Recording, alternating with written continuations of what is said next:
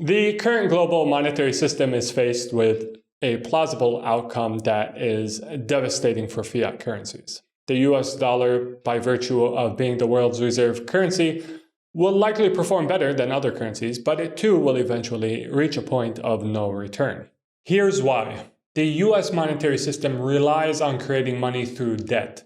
As the government continues to borrow more money, bringing it into creation, its debt continues to grow, and paying the interest on this debt requires ever larger amounts of new money printing. The likely scenario for how this unfolds is as follows. The government continues to borrow and create however much money it needs to pay the interest on its debt, which will expand the money supply so much that dollars will become less and less valuable, leading to hyperinflation.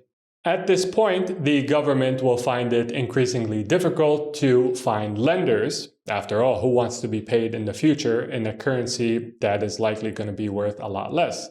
So the government will be forced to default if it can't find lenders, and this will dramatically decrease the faith and credit of the US government, the thing that gives the US dollar much of its value.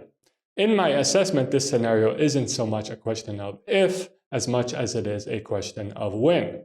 Given this understanding, I think it makes sense to have a long-term short position on the US dollar, and all fiat currencies for that matter. If you've watched my previous video on shorting, you know that the traditional shorting mechanism of borrowing something and selling it in hopes of buying it back for cheaper is haram, since it creates risk in the marketplace with no justifiable corresponding value.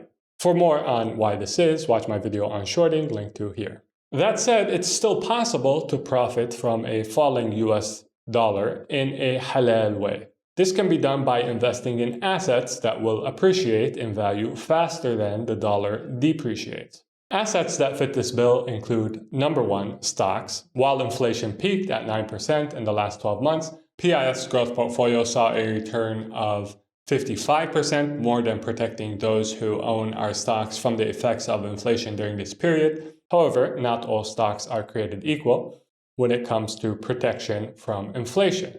Dividend-paying stocks, which often have very modest price appreciation, become less attractive during periods of high inflation if their dividend payouts don't match or exceed inflation rates. Number two, real estate. To the extent that you can buy real estate without using debt, this is halal and it provides an important source of diversification for any investor. And as with stocks, real estate is not all created equal. Location, location, location, as the saying goes when you're investing in real estate. If you're not an expert in the real estate market you are investing in, you better make sure you are entrusting your money with someone who is trustworthy and is an expert in the real estate market you're investing in. Number three, commodities. Most commodities traded in international markets are priced in US dollars. A weaker dollar often means higher commodity prices. The most famous commodities to protect against a weakening dollar are gold and silver. Famous investor Ray Dalio is a big fan of gold as an insurance policy. Gold serves a purpose. It is, first of all, a diversifier against other assets. We have this risk-on, risk-off thing. We also have a monetary system. The Bretton Woods monetary system began after World War II, and it had the dollar as the world's reserve currency. There's a risk there. There's a lot of dollar-denominated debt and so on. If somebody that felt that they didn't want to hold that and so on, you could have exposures to that. So it's a diversifying asset that is sensible, and that's the main reason to have gold in the portfolio, 5 to 10%. I don't really like gold generally compared to equities and the last item on our list, but for someone who wants to play it safe, it is certainly a reasonable position to have. There are a number of ETFs that hold physical gold and can serve this role for the halal-conscious investor. For example, Spider Gold Shares, ticker symbol GLD, Invesco Physical Gold, ETC, ticker symbol SGLD or AUCO, depending on which market they're trading on, and Purpose Gold Bullion Fund, ticker symbol KILO. The important thing is to make sure that the fund or ETF that you're investing in to gain exposure to gold actually holds physical gold and not just derivatives of gold's price.